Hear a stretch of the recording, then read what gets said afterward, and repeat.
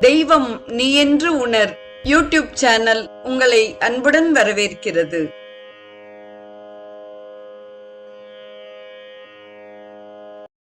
அன்பு உள்ளங்கள் அனைவருக்கும் உற்சாகமான இனிய சுபதின வணக்கம். இன்றைய ஸ்ரீ கௌமாரம் நிகழ்வில் கந்தர் அனுபூதியின் 45வது பாடல் குறித்து நாம் சிந்திக்க இருக்கிறோம். முதலில் நாம் பாடலை அனுபவிப்போம். கரவாகிய கல்வியுளார் கடை சென்று இரவா வகை மெய்ப்பொருள் ஈகுவையோ குரவா குமரா குலிசாயுத குஞ்சரவா சிவயோக தயாபரனே என்பதாக பாடல் அமைந்துள்ளது. தொடர்வது இப்பாடலுக்கான பதவுரை.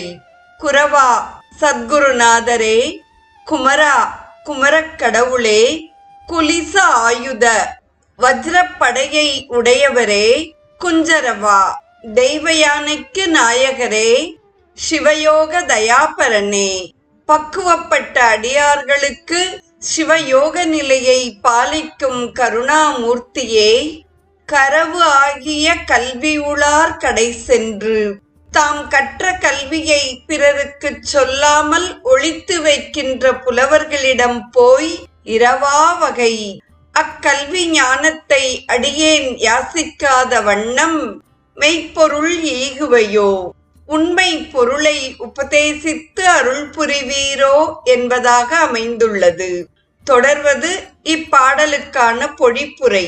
சத்குருநாதரே, குமரக் கடவுளே, வஜ்ராயுதம் ஏந்தியவரே, தெய்வயானையின் கணவரே, அடியார்கட்கு சிவயோகத்தை அருள் புரிபவரே, தாம் கற்ற கல்வியை சொல்லாமல் ஒளித்து வைக்கும் புலவர்களிடம் போய் அக்கல்வி ஞானத்தை அடியேன் யாசிக்காத வண்ணம் உண்மை பொருளை தந்து அருளமாட்டீரோ என்ற கேள்விக்கணையை விடுத்து தந்தருளும் என்பதை மறைப்பொருளாக வைத்துள்ளார்.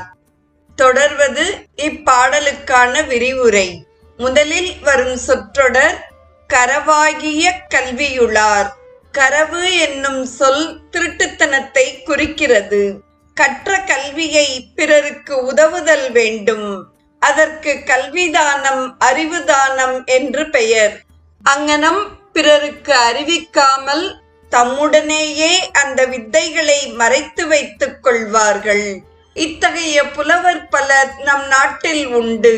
அதனால் அநேக கலைகள் மறைந்து ஒழிந்தன.